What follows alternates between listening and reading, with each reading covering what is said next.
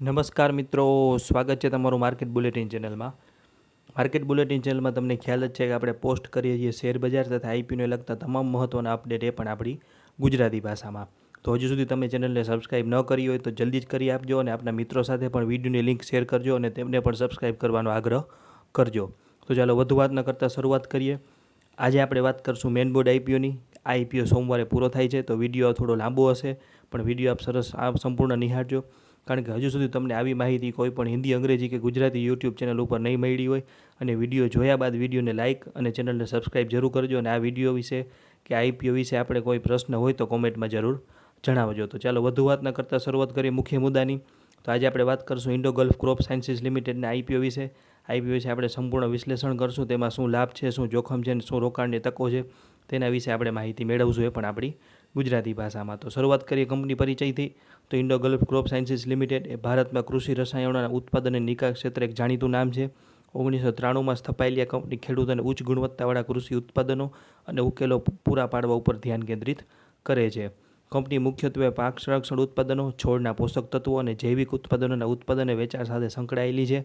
કંપનીના ઉત્પાદનોની વિશાળ શ્રેણીમાં જંતુનાશકો જેમ કે ફૂગનાશકો, નીંદણનાશકો અને વનસ્પતિ વૃદ્ધિ નિયામકો, સૂક્ષ્મ પોષક તત્વો અને વિવિધ જૈવિક ઉત્પાદન, જૈવ ઉત્તેજક અને જૈવ ખાતરોનો સમાવેશ થાય છે. એટલે કંપની છોડને લગતા તમામ પોષક તત્વો અને જૈવિક ઉત્પાદનોના ઉત્પાદન અને વેચાણમાં સંકળાયેલી છે. કંપની કોન્ટ્રાક્ટ મેન્યુફેક્ચરિંગ સેવાઓ પણ પ્રદાન કરે છે, જે ગ્રાહકોની વિશિષ્ટ જરૂરિયાતોનો અનુરૂપ છે. અને 3 દાયકાથી વધુના ઉદ્યોગના અનુભવ સાથે કંપનીના કૃષિ રસાયણ exports, Parijat Industries, BR Agrotech, Crystal Corp Protection અને For Agri Trade company UAE જેવા મુખ્ય ઘરેલું અને આંતરરાષ્ટ્રીય બ્રાન્ડ સાથે કંપનીને લાંબા ગાળાના સંબંધો બનાવ્યા છે. આગળ વાત કરીએ તો કંપની પાસે 4 મેન્યુફેક્ચરિંગ સુવિધાઓ છે, જે જમ્મુ અને કાશ્મીરના સાંબા અને હરિયાણાના નથુપુરમાં બરવાસીનીમાં ફેલાયેલી છે, જેમાં કુલ 20 એકરથી વધુ છે. અને આ સુવિધાઓ તમામ પ્રમાણપત્રોથી પ્રમાણિત છે. આગળ વાત કરીએ તો કંપની 2 સ્ટાર એક્સપોર્ટ હાઉસ તરીકે પણ માન્યતા પ્રાપ્ત કરી છે. અને કંપનીએ 2 પેટા કંપની છે, Indo Gulf Crop Sciences limited Australia અને અભિપ્રકાશ ગ્લોબલ પ્રાઇવેટ લિમિટેડ.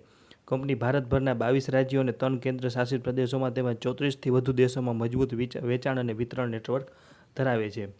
30 એપ્રિલ 2025 સુધીમાં 192 સંસ્થાકીય વેપારી ભાગીદારો એટલે કે B2B અને 6,916 સ્થાનિક વિતરકો એટલે B2C કંપની પાસે આવેલા છે. આ નેટવર્કને 17 સ્ટોક ડેપો અને 6 વેચાણ શાખા કચેરીઓ દ્વારા ટેકો મળે છે. અને 34થી વધુ દેશોમાં ઉત્પાદન વિતરણને ઓપ્ટિમાઇઝ કરતા 143 વિદેશી વેપારો પણ કંપની સાથે ભાગીદારો છે. હવે વાત કરીએ આગળ કંપની જંતુનાશકો અને ખાતરો બનાવવામાં MNIO, CCMT, ગ્લાયસોફોટ, બી ફોર્મ્યુલેશન, સીવીડ, પોટેશિયમ હુમેટ જેવા મુખ્ય કાચા માલનો ઉપયોગ કરે છે. તો આ માલ કંપની ભારત અને વિદેશના સપ્લાયર પાસેથી ખરીદે છે. કંપની અમુક માલ પોતાની ફેક્ટરીમાં પણ બનાવે છે, જેને બેકવર્ડ ઇન્ટિગ્રેશન કહી શકીએ. આનાથી ઉત્પાદન ખર્ચ ઘટે છે. આપ સ્ક્રીન ઉપર જે ઇમેજ જોઈ રહ્યા છો તેમાં કંપનીનો કાચા માલ કયા પ્રમાણમાં આવે તેના વિશે છે. તો ડોમેસ્ટિક 62.89% એટલે કે ભારતમાંથી જ કંપનીને 63% જેટલો કાચો માલ મળી રહે છે. અને 37% જેટલો માલ કંપની ઇમ્પોર્ટ કરે છે. કાચા માલ ખરીદવા માટે ભાવ, ગુણવત્તા અને સમયસર ડિલિવરી જેવા મુખ્ય મુદ્દાઓને કંપની ધ્યાનમાં લઈને સપ્લાયરોને મંજૂરી આપી છે. અને કાચા માલ મળવાનો સમય આયાત માટે 15થી 20 દિવસ અને ઘરેલું માટે 2 દિવસથી 1 અઠવાડિયા સુધીનો છે. અને અત્યાર સુધી કંપનીને માલવડોમાં કોઈ મોટો વિલંબ થયો નથી. તો આ વાત કરીએ આપણે કંપનીની, તેના વ્યવસાયની. હવે વાત કરીએ મુખ્ય મુદ્દાની આઈપીઓની. તો આઈપીઓ 26 જૂનના રોજ શરૂ થઈ ગયો છે અને 30 જૂનના રોજ પૂરો થશે. શેરની ફેસ વેલ્યુ રહેશે ₹10 પ્રતિ શેર અને ભાવ છે 105થી 111 પ્રતિ શેર. લોટ સાઇઝ છે 135 શેરની અને આઈપીઓ ફ્રેશ ઇસ્યુ અને ઓએફએસ બંને છે. આઈપીઓની કુલ સાઇઝ છે 200 કરોડ, જેમાંથી ફ્રેશ ઇસ્યુ છે 160 કરોડનો અને ઓએફએસ છે 40 કરોડનો. વાત કરીએ અનામતની તો QIB માટે 50%, NIHNI માટે 15% અને રિટેલર માટે 35% અનામત રાખેલું છે. હવે વાત કરીએ લોટ સાઇઝ અને અરજીની રકમની.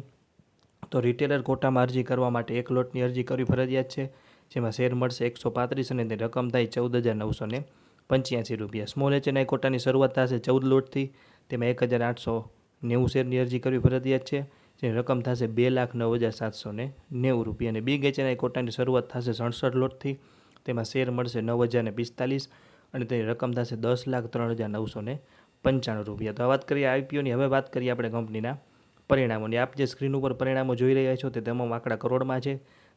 પરિણામોની વાત કરીએ તો 31 માર્ચ 2022, 23-24ના આપેલા છે અને છેલ્લા 9 મહિનાના પરિણામ એટલે કે 31 ડિસેમ્બર 2024 સુધીના પરિણામ કંપનીએ આપેલા છે. વાત કરીએ 31 માર્ચ 2022થી તો કંપનીએ 490 કરોડનો રેવન્યુ સામે 26 કરોડનો નફો કર્યો, ત્યારબાદ 31 માર્ચ 2023માં કંપનીએ 552 કરોડના રેવન્યુ સામે 22 કરોડનો નફો કર્યો. ત્યારબાદ 31 માર્ચ 2024માં કંપનીએ 555 કરોડના રેવન્યુ સામે 28 કરોડનો નફો કર્યો અને છેલ્લા 9 માસિક ગાળામાં કંપનીએ 466 કરોડના રેવન્યુ સામે 21 કરોડનો નફો કર્યો છે. 31 ડિસેમ્બર 2023ના રોજ પૂરા થયેલા સમયગાળાથી લઈને ડિસેમ્બર 31, 2024 સુધીમાં કંપનીના નાણાકીય ખર્ચમાં 7.25% વધારો જોવા મળ્યો છે અને આ ખર્ચ મુખ્યત્વે 9.67 કરોડથી વધીને 10.37 કરોડ થયો છે. અને આ વધારા પાછળના મુખ્ય કારણો છે કે સીસી લિમિટ, બાયર ક્રેડિટ અને ડિમાન્ડ લોન ઉપર કંપનીનું વ્યાજ વધ્યું છે, પણ નાણાકીય વર્ષ 2023માં 2.53 કરોડની સરખામણીમાં નાણાકીય વર્ષ 2024માં અન્ય આવક 40%થી વધીને 3.5 કરોડ થઈ છે. હવે તમે જો પાછલા આપણે રિઝલ્ટની ચર્ચા કરી તેમાં બે વસ્તુ માર્ક કરી હોય તો એ ખાસ નોંધ લેવી કે 31 માર્ચ 2022 અને 2023ના રિઝલ્ટમાં આપ જોઈ શક્યા છો કે રેવન્યુ 490 કરોડથી વધીને 552 કરોડ થયું, પણ તેની સામે નફો 26 કરોડથી ઘટીને 22 કરોડ થઈ ગયો. તો આ અંગે કંપની આરએચપીમાં માહિતી આપેલી છે કે માર્ચ 2022થી માર્ચ 2023માં નફો ઘટવાના અન્ય કારણો છે, જેમાં મુખ્ય કારણો છે કે કંપનીનો નફો માર્ચ 2022માં 35 કરોડથી ઘટીને 2023માં 30.31 કરોડ થઈ ગયો, 5.32 કરોડ ઓછો થયો. ચોખ્ખો નફો પણ 26 કરોડથી ઘટીને 22 કરોડ થઈ ગયો. આ ઘટાડા પાછળના મુખ્ય કારણો છે કે આ ગાળામાં કંપનીને કર્મચારી ખર્ચ વધ્યો, જે 29 કરોડથી વધીને 34 કરોડ થઈ ગયો. આનું કારણ હતું કે કંપનીએ નવા સ્ટાફ અને પગાર વધારાના કારણે ખર્ચો થયો છે. તો નાણાકીય ખર્ચ ખૂબ વધ્યો છે, 6 કરોડથી 11 કરોડ રૂપિયા થઈ ગયો. વર્કિંગ કેપિટલ અને લોનનું વ્યાજ વધવાથી કંપની આ ખર્ચ વધારો આવ્યો છે. ત્યારબાદ ઘસારો અને અન્ય ખર્ચ પણ વધ્યા છે. નવા પ્લાન્ટમાં રોકાણ કર્યું છે કંપનીએ, વીજળી ખર્ચ અને મુસાફરી ખર્ચમાં પણ વધારો થયો છે અને ફોરેન કરન્સીમાં કંપનીને 3.5 કરોડ રૂપિયા જેવું નુકસાન થયું છે. આ બધા ખર્ચાઓ વધવાના કારણે આપ જેમ ઉપર જોઈ રહ્યા છો કે 31 માર્ચ 2022થી 31 માર્ચ 2023માં 490થી 552 કરોડનું રેવન્યુ થયું, પણ એ જ ગાળામાં કંપનીને 26 કરોડમાંથી નફો ઘટીને થઈ ગયો 22 કરોડ. તો આપણે ચર્ચા કરી તે નફા ઘટવાના મુખ્ય કારણોની. આવી વિગત તમને હજુ સુધી કોઈ યુટ્યુબ ચેનલ કે વોટ્સઅપ ગ્રુપ ઉપર નહીં મળી હોય તો ચેનલને સબસ્ક્રાઈબ ન કરી હોય તો હમણાં જ કરી આપજો. આગળ વાત કરીએ ઓબ્જેક્ટ્સ ઓફ ધ ઇસ્યુ એટલે કે આઈપીઓ લાવવાના મુખ્ય કારણોની. તો Indo Gulf Crop Sciences limited IPO દ્વારા કુલ 200 કરોડ એકત્ર કરવાનો લક્ષ્ય ધરાવે છે અને આ રકમ આપણે મુખ્ય વિભાજન કરી છે, જેમાં નવા શેર બહાર પાડીને કંપની 160 કરોડ અને ઓએફએસ છે 40 કરોડનો. વાત કરીએ આઈપીઓમાંથી મળેલા ભંડોળના ઉપયોગની તો કાર્યકારી મૂડીની જરૂરિયાતો માટે 65 કરોડ એટલે કે વર્કિંગ કેપિટલ માટે 65 કરોડ, લોન ચૂકવવા માટે 34 કરોડ રૂપિયા, નવા ડ્રાય ફ્લોએબલ પ્લાન્ટની સ્થાપના માટે 14 કરોડ રૂપિયા અને સામાન્ય કોર્પોરેટ હેતુઓ માટે 46.88 કરોડનો ઉપયોગ કરવામાં આવશે. હવે તમામ મિત્રોને એક ખાસ જાણવા લાયક માહિતી કે આઈપીઓમાં પણ તમને ઉપયોગ થશે ને આવનારા આઈપીઓમાં પણ જો તમે આઈપીઓનું કે બેલેન્સ શીટનો અભ્યાસ કરતા હોવ તો તમને આ માહિતી એકદમ કામ લાગશે. તો તેમાં એક છે મુદ્દો છે ટ્રેડ રિસીવેબલ. તો ઘણા મિત્રોને ખ્યાલ હશે, ઘણા મિત્રોને ખ્યાલ નહીં હોય તો તેમના માટે ટ્રેડ રિસીવેબલ એટલે શું? તો ટ્રેડ રિસીવેબલ એટલે વેપાર પ્રાપ્તિ અથવા લેણું. સરળ ભાષામાં કહીએ તો જ્યારે કોઈ કંપની ગ્રાહકોને ઉધાર ઉપર માલ કે સેવા વેચે ત્યારે ગ્રાહકો પાસેથી જે પૈસા લેવાના બાકી હોય તેને ટ્રેડ રિસીવેબલ કહેવાય.